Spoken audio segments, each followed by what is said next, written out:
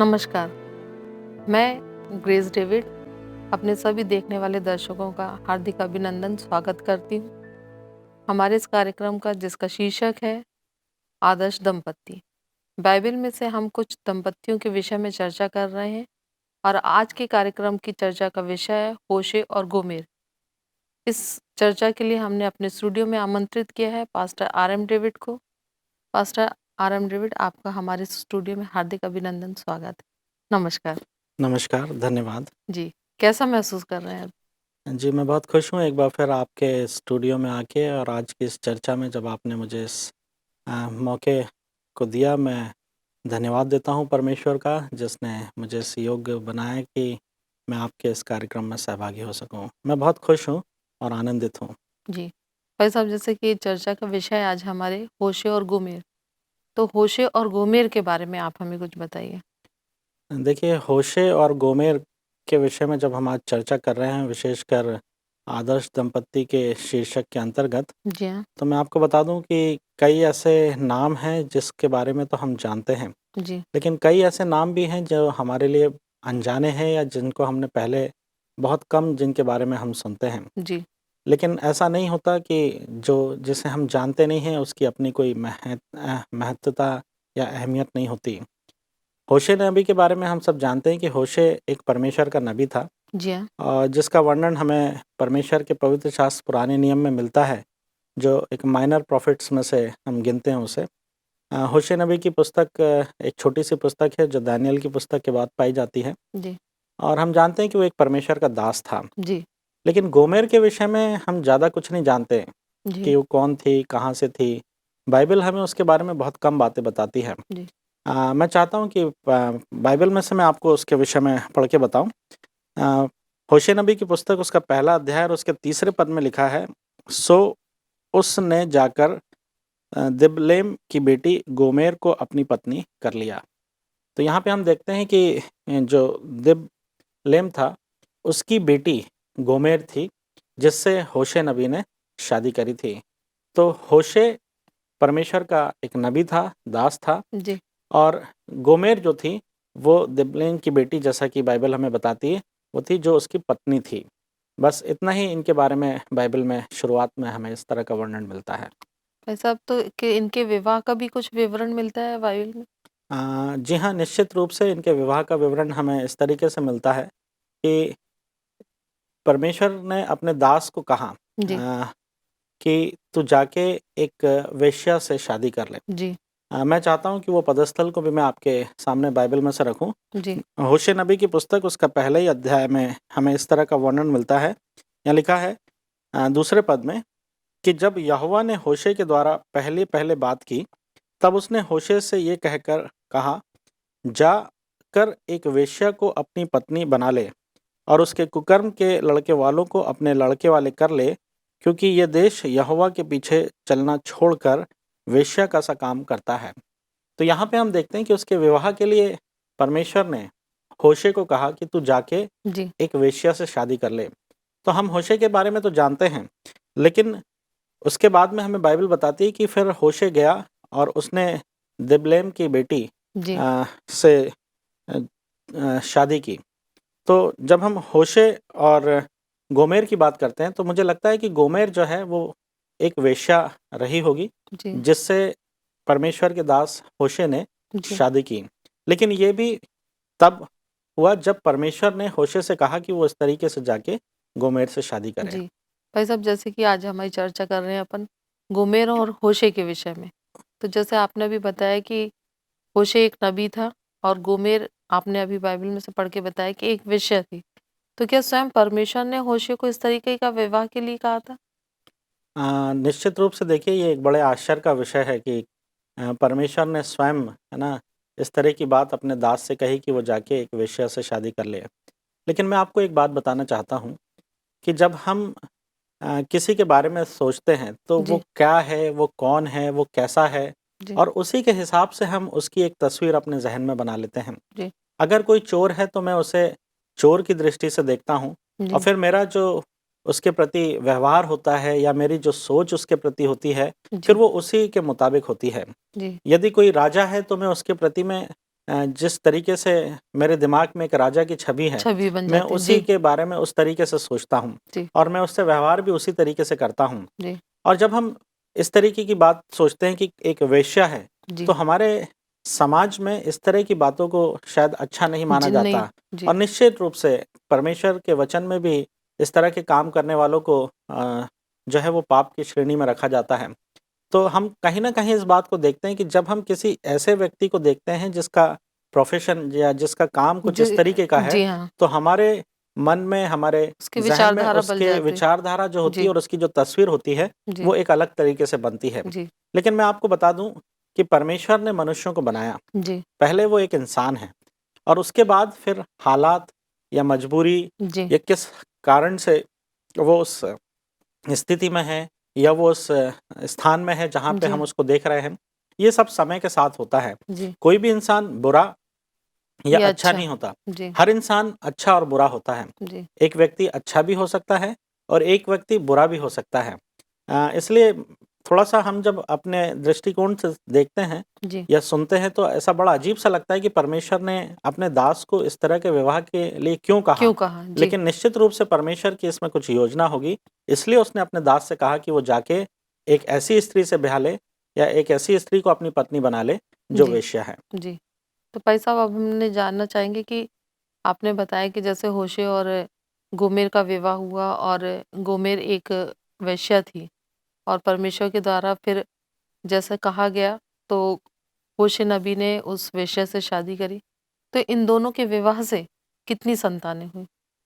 देखिए इनके विवाह से 3 बच्चे हैं जिनके बारे में मैं आपको बताऊँगा। जी, लेकिन इससे पहले मैं आपको ये बताना चाहता हूँ कि परमेश्वर के दास को जब परमेश्वर ने कहा कि वो जाके एक इस ऐसी स्त्री से ब्याह कर ले जी, जो वेश्या है, तो परमेश्वर का दास होने के नाते उसने परमेश्वर की बात को अपने जीवन में सबसे पहला स्थान दिया। जी, बिल्कुल।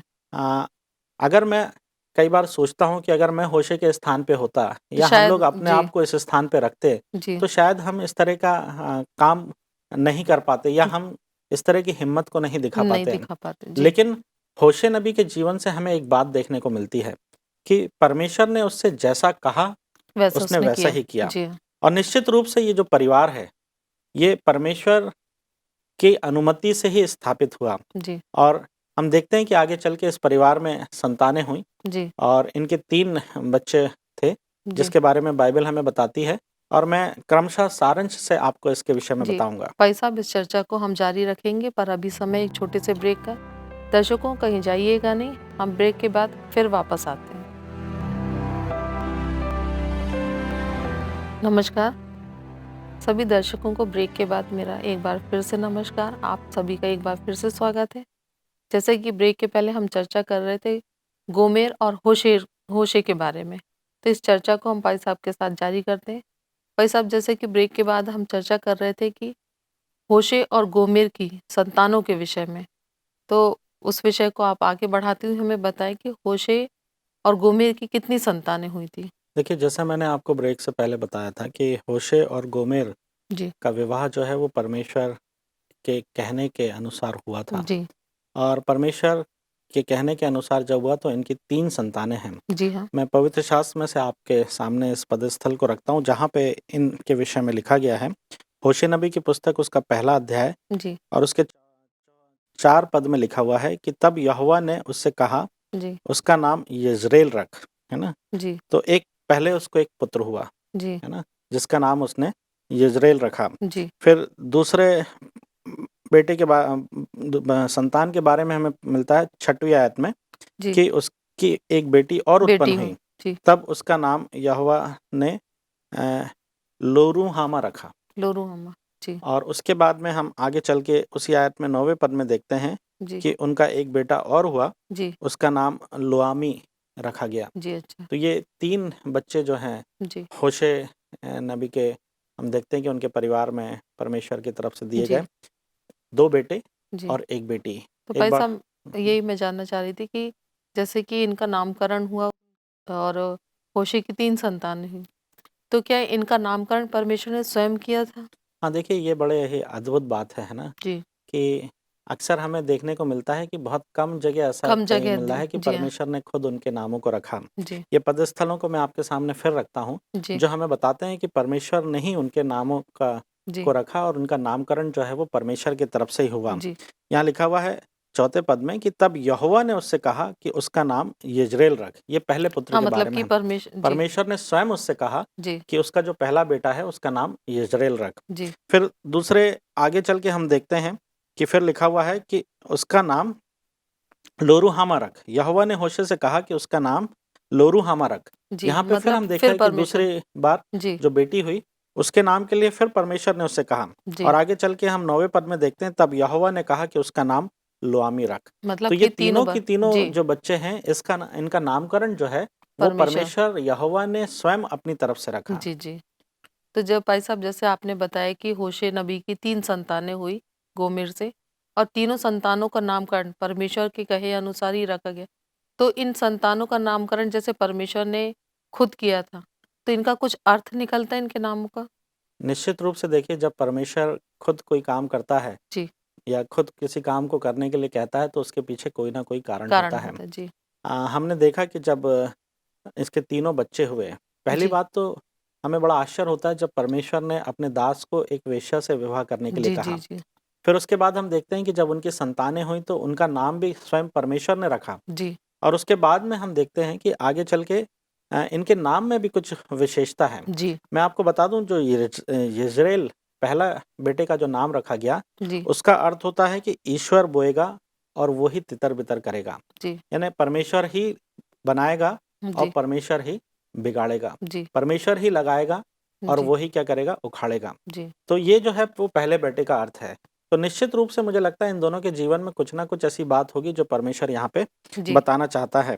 और फिर जब दूसरे बेटी हुई तो जी, उसका नाम जब रखा गया कि लोरुहामा। लोरुहामा, तो जी, लोरुहामा का मतलब होता है जिस पर दया नहीं हुई, यानी जिसके जी, ऊपर कृपा नहीं की गई, जी, जो बिना दया के है। जी, तो यहाँ पे भी हम देखते हैं कि ये एक तो बड़ा अजीब-सा परिवार था, है जी ना? हाँ, और दूसरी बात कुछ अजीब से इनके नाम भी नामकरण। जी, रखे गए।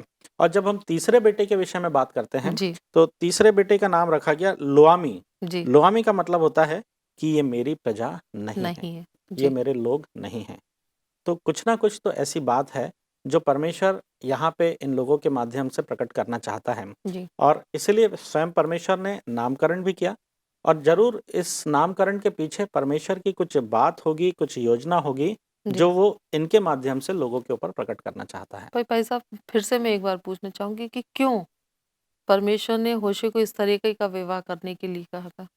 देखिए, ये बहुत अच्छी बात है ना? कि क्यों परमेश्वर ने होशे को इस तरीके का विवाह करने के लिए कहा। जी, जब हम बाइबल का अध्ययन करते हैं, तो प्रारंभ में ही हम जब देखते हैं, तो परमेश्वर ने इस बात को यहाँ पे हमारे सामने रखा।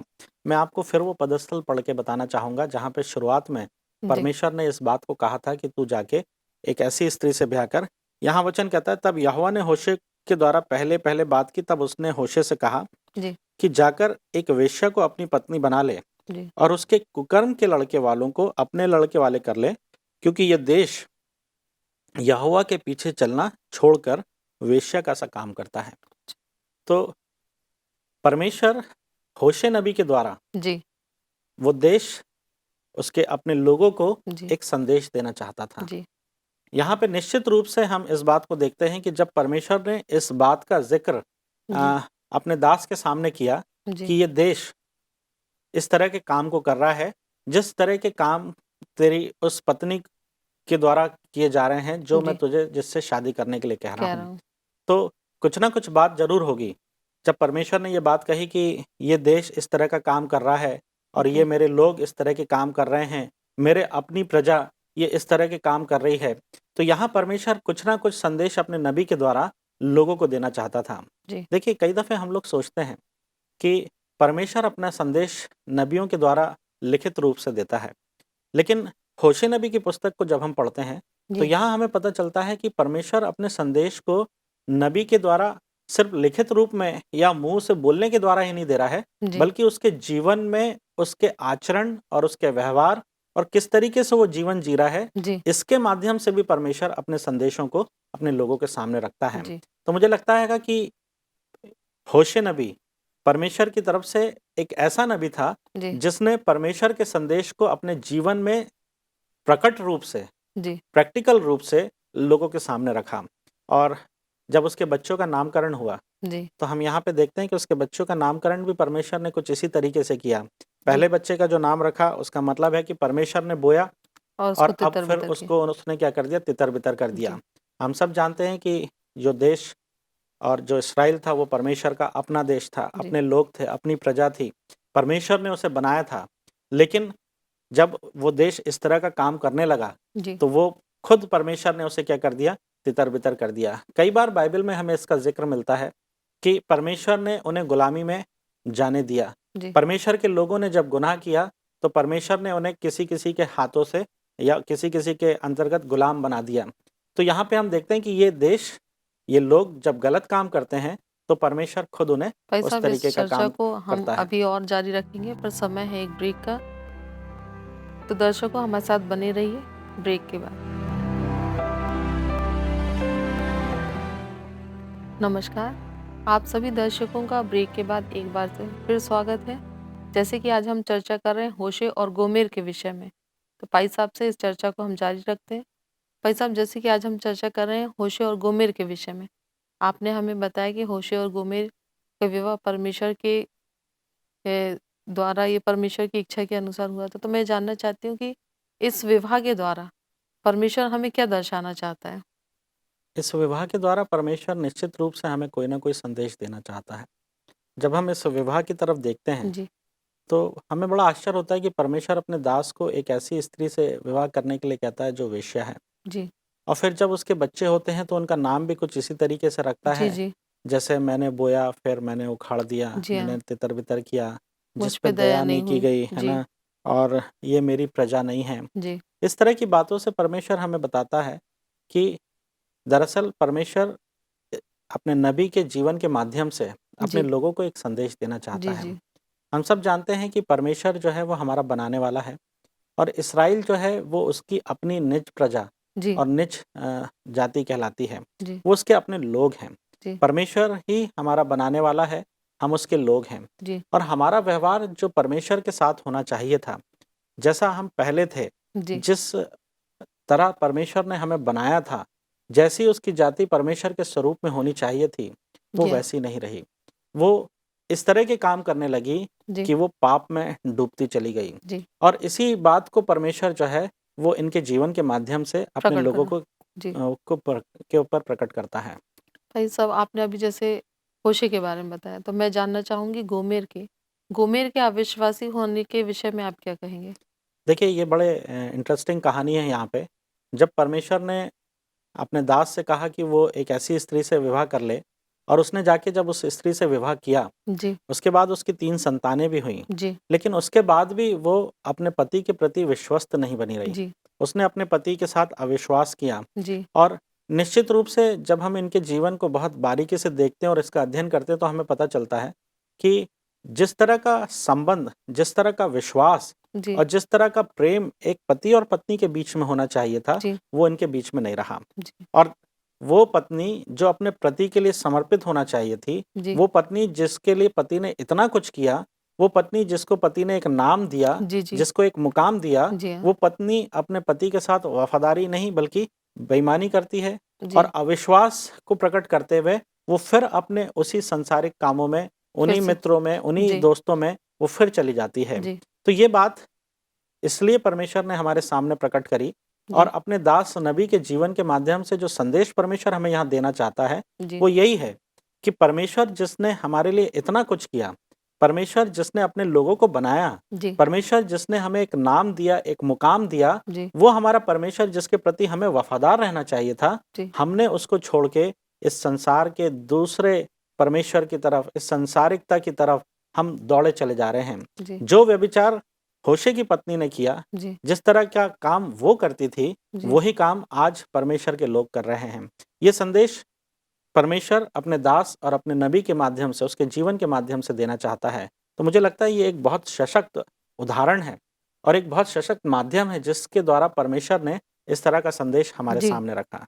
तो भाई साहब, इसके विषय में मैं इसी को और आगे बढ़ाते हुए थोड़ा-सा इसको ये पूछना चाहूँगी कि होशे और गोमेर का विवाह क्या एक आध्यात्मिक व्यभिचारण का सशक्त उदाहरण नहीं है? निश्चित रूप से होशे और गोमेर का विवाह जो है वो आध्यात्मिक व्यभिचार का एक सशक्त उदाहरण है। जी, जिस तरीके से होशे की पत्नी ने व्यभिचार किया, अपने जी, पति के अलावा कहीं और जाके उसने संबंध बनाए, जी, ठीक वैसे ही हम परमेश्वर के प्रति इस तरह का व्यवहार करते हैं। जी, जब हम परमेश्वर से दूर इस संसार में भटक जाते हैं, तो जी, हम भी एक आध्यात्मिक रूप से व्यभिचार करते हैं और जी, यही संदेश परमेश्वर हमारे सामने इस इनके इनके विवाह के माध्यम से प्रकट करना जी। चाहता है। तो पादी साहब, इसके आगे का मैं ये प्रश्न पूछना चाह रही थी आपसे कि अ, होशे और इसका आपने बताया कि गोमेर का एक ये आध्यात्मिक व्यभिचार का सशक्त उदाहरण है। तो परमेश्वर होशे को फिर क्यों वापस अपनी पत्नी के पास में जाने के लिए अपनाने को और उससे प्रेम करने को कहता है? देखिए, यही एक बड़ी अद्भुत बात है। इस पूरे विवाह में और इस पूरी कहानी में जी हाँ, ये एक सबसे उत्तम बात है जो हमें देखने को मिलती है। परमेश्वर ने अपने दास को फिर उसी पत्नी को अपनाने के लिए कहा, जी, जो उसके साथ विश्वासघाती थी, जिसने उसके साथ छल किया था, जो उसे छोड़ के दूसरे लोगों के साथ चली गई थी। जी, परमेश्वर फिर अपने दास को कहता है कि जाके उसको तू क्या कर, अपना अपना ले, ले, उससे प्रेम कर और उसकी सारी गलतियों को क्या कर, माफ़ कर माफ़ दे। कर दे। यहाँ पे हम देखते हैं कि ये आध्यात्मिक पहलू है। जी, हम जो परमेश्वर से दूर हो गए, जी, परमेश्वर ने फिर हमसे प्यार किया, जी, हमसे इतना प्यार किया कि हमने उसे छोड़ के दूसरे संसारिकता में खो गए, लेकिन परमेश्वर ने फिर हमें बुला लिया और वो फिर हमें माफ़ करने के लिए जी। तैयार है। परमेश्वर सच में छोटी-सी बात में, परमेश्वर सच में हमें अपनाएगा।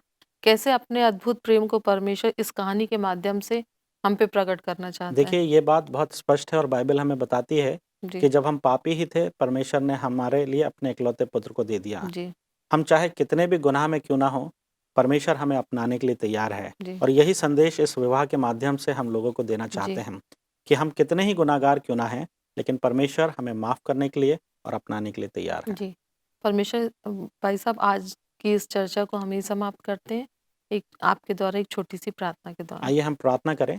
प्यारे प्रभु, इस सशक्त विवाह के माध्यम से आपने जो हमें संदेश दिया है, इस बात को हम अपने जीवन में लागू करें। हम जानते हैं हम चाहे कितने ही गुनहगार और पापी क्यों ना हैं, आप हम पे दया करते हैं और हमें फिर से अपनाने के लिए तैयार हैं। आपका प्रेम महान है, इसके लिए हम आपको धन्यवाद देते हैं। अपनी गलतियों के लिए क्षमा चाहते हैं, सारा आदर आपको देते हैं और इस प्रार्थना को मसीह यीशु के नाम में होकर मांगते हैं। आमीन। आमीन। भाई साहब, आप हमारे साथ स्टूडियो में हमारी इस चर्चा में शामिल रहे, इसके लिए आपका बहुत-बहुत धन्यवाद।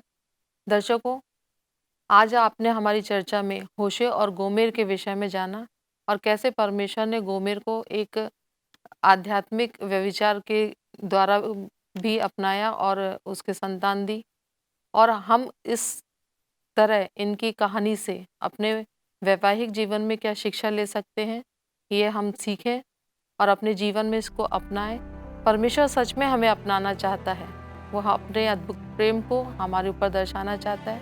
बस ज़रूरत है हमें उसके प्रेम में और उसके व्यवहार में, विश्वास में बने रहने की। आप हमारे साथ रहे चर्चा में। आपका हार्दिक हार्दिक धन्यवाद।